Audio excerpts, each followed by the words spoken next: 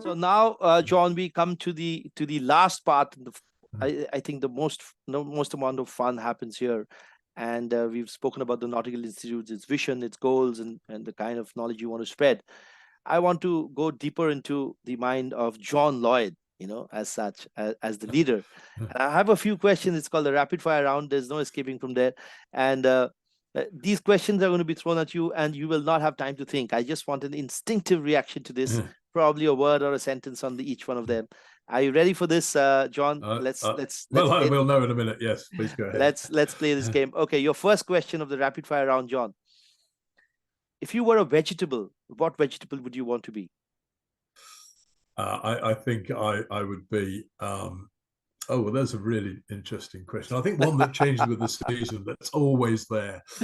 So I think a root vegetable that has got strong roots and grows into something that's really attractive to the community. So whether that's a Brussels sprout or something like that, we'd have to see. Wow, I'm already getting to like your answers, John. Yeah. Okay, so out at sea or shore? Oh, I think both. I think I love my time at sea. Some of it's incredibly interesting with the places we go to. My first foreign port of call was Hamilton, Bermuda, having left, as a 16-year-old cadet from Liverpool. It's inspiring, it's exciting, but at the same time, there is so much influence that happens on the maritime community through insurance, through P&I clubs, through regulators on shore as well. So I think the opportunities that we should embrace are a career at sea, followed by, for many, a second career on shore to use that experience most effectively.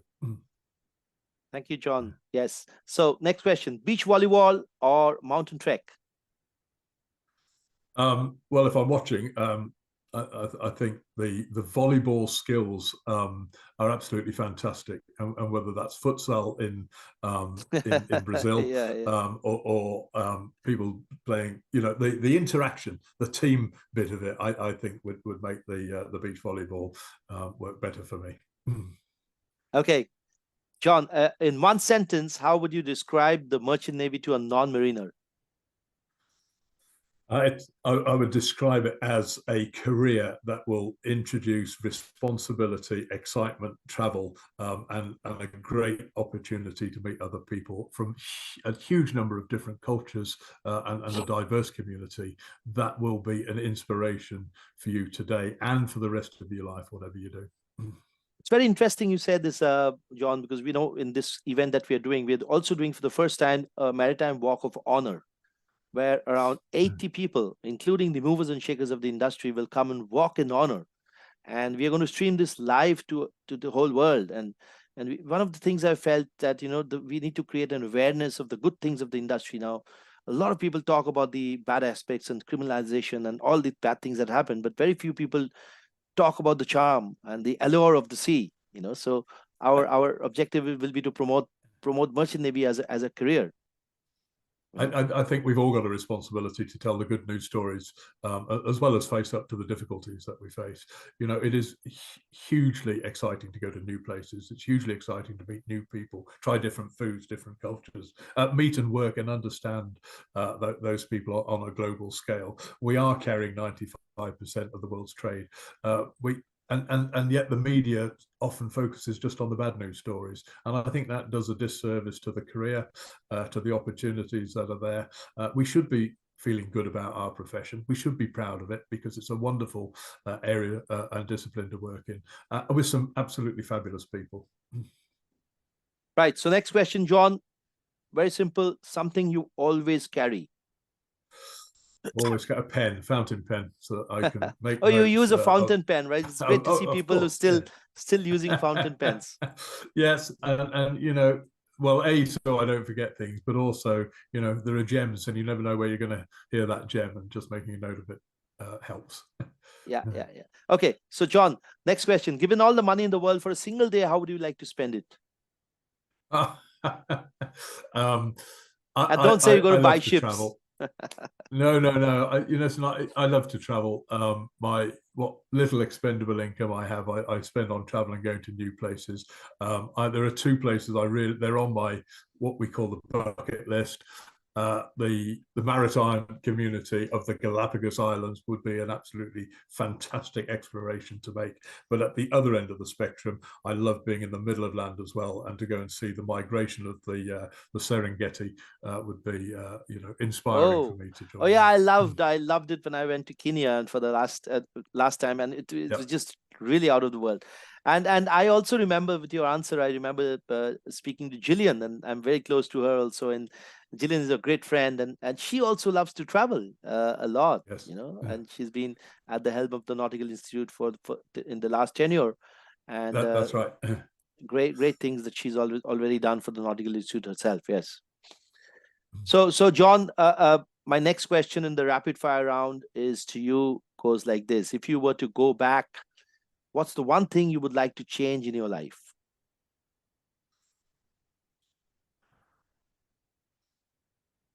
It's absolutely not complacency. I wouldn't change what I did. I went to sea at 16. I had 18 years or so at sea, and that gave me a range of experience on different ship types, which I was then fortunate enough to take into maritime education and training in the UK, in the Pacific Islands, in Africa, in Angola, in Australia, and now with the Nautical Institute. And you never know, what a different turning of taking me somewhere else. I've had an exciting career. I've met some of the finest people on the planet, and to be able to work with them at a professional level and with mutual respect is a huge personal reward. I don't look back and say, I wish I hadn't done that. Of course, I wish I'd done some things better. But that's how you gain experience, not by being perfect all the time, but by making mistakes, by having the courage to make decisions, running with those decisions, and continuing to learn. So John, if you were to choose another profession today, and what profession would you like to be in, other than merchant navy, of course, if you had to choose? Oh, well, I think if we look at the maritime community, probably an area that I didn't understand enough when I was looking at opportunities and where my second career would take me, would be the P&I clubs. The P&I clubs, of course, share our values in trying to reduce claims from their perspective. But a sign with that is making the maritime arena a safer place. I think they do a huge amount of good work between them, collectively and individually. I grown to understand a little bit of their work. I think it's very stimulating. They are in need of maritime expertise, and I think that would be hugely rewarding and interesting. I think similarly, those people who've gone into a maritime law, helping shape the future, making sure we've got the legal framework for the changes that we need to make, very, very interesting as well. So sticking within the maritime community, those would be two ideas. But I've hugely valued my time in education as well. When you start teaching people, and facilitating their learning, you learn so much more yourself as well. Right, John, I come to the last question of the day, as well as the rapid fire round. And this is something that I want everybody to hear. I mean, especially the students. I want you to say your piece of advice to the next gen seafarers. There are a lot of young seafarers coming out of the institutes, and they're coming with a fresh mind, fresh perspective, very high on technology, a different kind of value system and skill sets than what we had. So what is your take? What is your advice to all these people before they go out to sea? Well, I think first of all to recognise that you've got a hugely challenging but a very, very rewarding career ahead of you.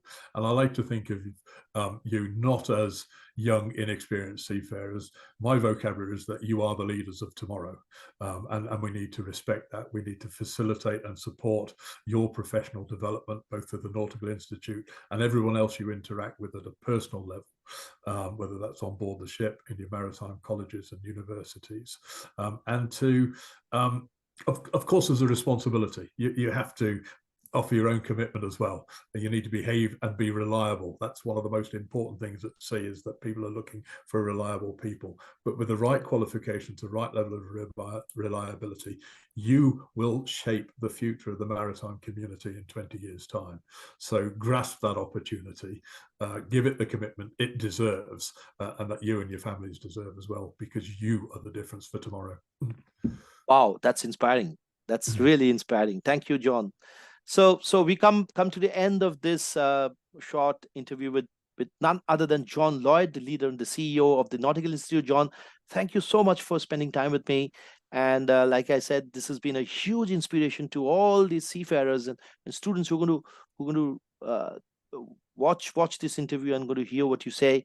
And with your skills, with your tenure out at sea, with your experience, with your leadership, I know this is going to add value to their lives, and a lot of inspiration comes out of this. And so thank you, John, really, from the Naval Connection as well as the Technology in Maritime and IM Conference. Thank you for doing this and for this interview. No, delighted to be here today, Shoukat. Thank you very much indeed. My best wishes to you and all at the Naval Connection. And we look forward to seeing the highlights online in due course.